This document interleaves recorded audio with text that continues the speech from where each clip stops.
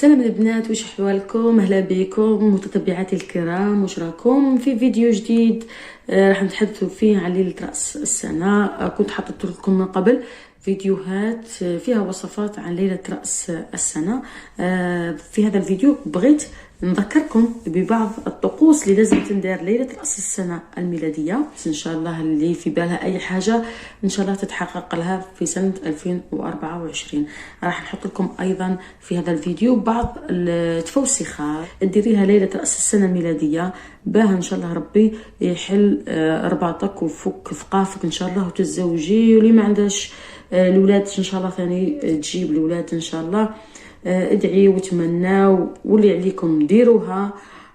وهيا نبداو مع بعضنا في الطقوس اللي لازم تندار ليله راس السنه الميلاديه. اتبالي اغلبيتها انا قلتها من قبل، لكن كما قلت لكم راح نفكركم بها. ما تنساوش اللي جاوا الاشتراك والبارطاج في القناه، دعمي عائلتنا لتكبر. وهيا نبداو على بركه الله. اول حاجه، حاولي ليلة رأس السنة الميلادية أنك تاكلي الأسماك كما نقول المأكولات البحرية. اللي تحب الكروفات تشري الكروفات، اللي تحب السردين تشري السردين. أقليو كولوا هذه الليلة. طبعا حاولوا أنكم تاكلوا حاجة من البحر هذيك ليلة رأس السنة الميلادية، باه تفوتي عام كامل وانتي تسبحي في الخير والرزق الوفير والبركات. ديروها هذه على ضمانتي يعني. ثاني حاجة، لازم تكون ليلة رأس السنة الميلادية عندك سوارد في البورتموني، أكيد في محفظة النقود. ما تباتيش هذيك الليلة بلا سوارد، يبقى الخير عندك وفير لمدة عام كامل. في البورتموني ديالكم هذيك الليلة لازم يكون عندكم سوارد، باه تبقى الصور ديما كاينه لطيله سنه 2024. ثالث حاجه، شري لبسه جديده. مهم تكون عندك ليله راس السنه الميلاديه حاجه شريتيها جديده، حتى ما لبستيهاش ليله راس السنه الميلاديه. مهم شري حاجه جديده باه تبقاي طول تشري في جديد ان شاء الله طيله عام 2024. تناولي ولا كولي طعام دائري، يعني مثلا كيما لاطاخت. حاولي طيبي هذيك الليله حاجه حلوه وتاكليها مع العائله ديالك، ولا تشريها كيما لي تاخت. شريها مدوره، ما تشريهاش مستطيله ولا مربعه، شريها مدوره، لانه الدوره هذه تمثل كما نقولوا ايام السنه، دوره السنه كما نقولوا. فحاولي ما امكن انك تشري اون تاخت ولو صغيره، المهم تكون دائريه وكليها مع العائله ديالك ليله راس السنه الميلاديه. في ليله السنه الميلاديه مع 12 تاع الليل حاولي انك هذيك مع الدق الساعه ديري الجرس، ترني بالجرس، لانه هذه هي الطريقه الصحيحه لاستقبال ليله السنه الجديده. لماذا؟ لأن الجرس يجلب الثروه. اللي ما عندهاش الجرس فيمكن انها تريقل الرذاي ديالها على صوت الجرس على 12 تاع الليل، يعني صفرين دوبل زيرو كما نقولوا دوبل زيرو. تريقل الرذاي ديالها في ذاك الوقت، يعني على 1 جانفي 2024 0000 على نغمه جرس. وين كان ما عندكش نغمه الجرس في الهاتف تاعك حاولي تيليشارجيها وديريها كسونوغي للرذاي ديالك، وحاولي تعدلي الرذاي ديالك كما قلت لكم على 12 تاع الليل قد 1 جانفي 2024 باه كيصوني. ثم حاولي خليه يقربع الحاله هذاك الجرس في البيت ديالك، لانه الجرس كما قلت لكم رمز للثروه، ولازم نديروا هذه العفسه لازم. ايضا بلا ما ننسى ثاني فنقولوا ليله السنه الميلاديه مع 12 الليل حاول انكم تكون هناك ضوضاء في البيت، العاب الناريه، المحارق. لازم تستقبلوا سنه جديده مع الكثير من الضوضاء كما قلت لكم، سواء كانت العاب ناريه او موسيقى حتى هكا، باه تخليو السنه تاعكم 2024 مليئه بالاحداث والمفاجات. ما تكونش سنه ساكنه عليكم انتم في البيت ديالكم، تخليوها تكون سنه كما نقولوا مليئه بكل ما تريدونه من احداث ان شاء الله، وتغيير حال ايضا. يعني بهذه الوصفه راكم حتحاولوا تغيروا الحال ديالكم وحال المنزل ديالكم.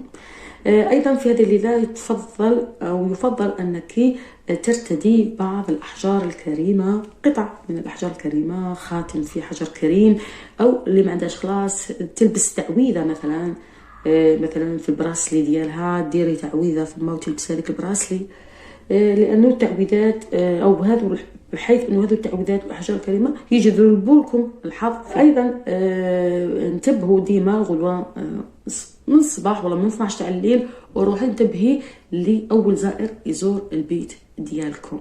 يقولوا باللي اذا كان الشخص اللي حيزور البيت ديالكم طويل وشعره كحل وزين هذيك، فالعام تاعكم راح يكون مليء بالحظ. في يعني البيت تاعكم راح يكون مليء بالحظ وراح تغمركم السعاده طيله سنه 2024.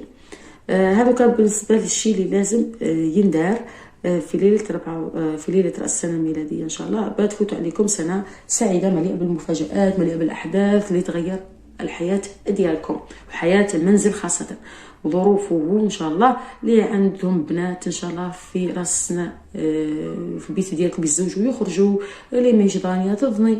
المهم اي حدث حاولوا ما يمكن، بغيتوا ان تجذبوه فحاولوا انكم تخدموا او ديروا هذه الامورات ان شاء الله بيتغير حال المنزل ديالكم.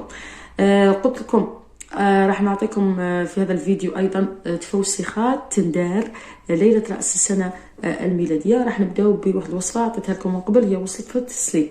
يعني قبل ما تدق ليله الساعه 12 ليلا حاولي تقلبي السليب ديالك اللي راكي لابستيه، ماشي تجيبي سليب جديد، لا السليب راكي لابستيه هو هكاك مسخ تقلبيه وتعاودي تلبسيه، يعني تنحيه تقلبيه وتعاودي تلبسيه.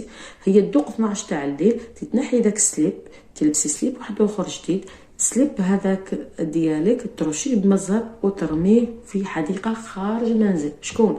ماشي سليب اللي جديد اللي لبستيه، لا السليب اللي نحيتيه اللي لبسناه مقلوب هذاك ترشيه بمزهر وترميه في الحديقه. ماشي شرط في ديك الدقيقه 12 اللي تخرجي الحديقه وترميه، لا تقدري تستناي واش من نهار يساعدك.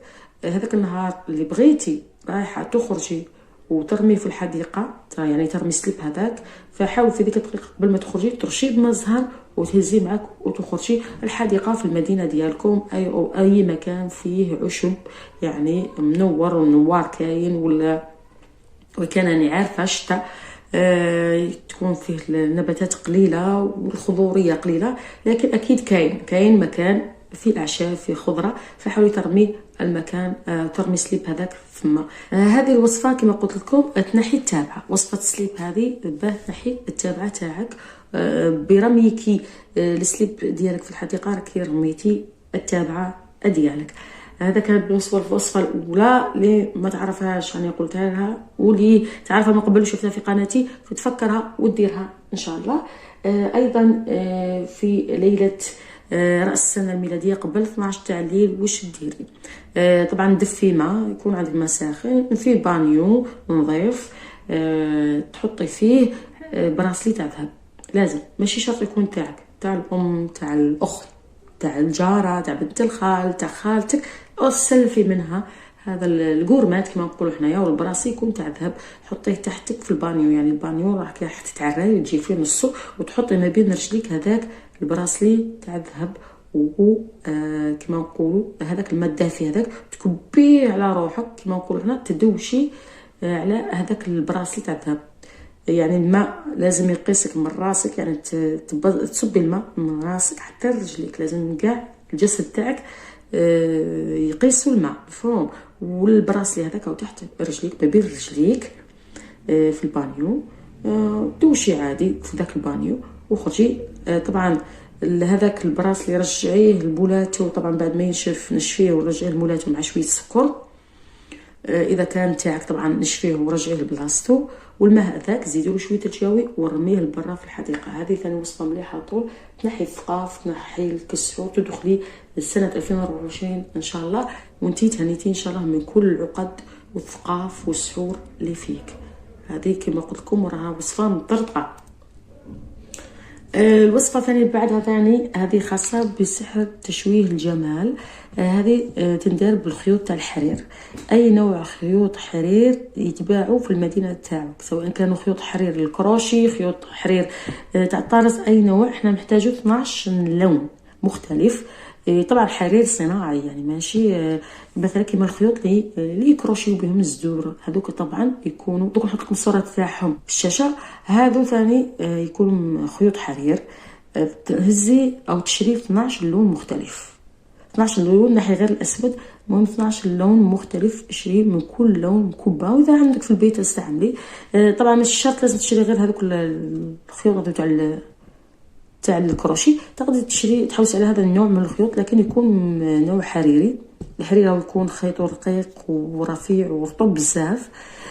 طبعا شتو لما تعرفيش خلاص خيوط الحرير روحي لهذو اللي يبيعوا لوازم الخياطه، سقسيه كله يعطيك انواع الخيوط اللي تكون من الحرير.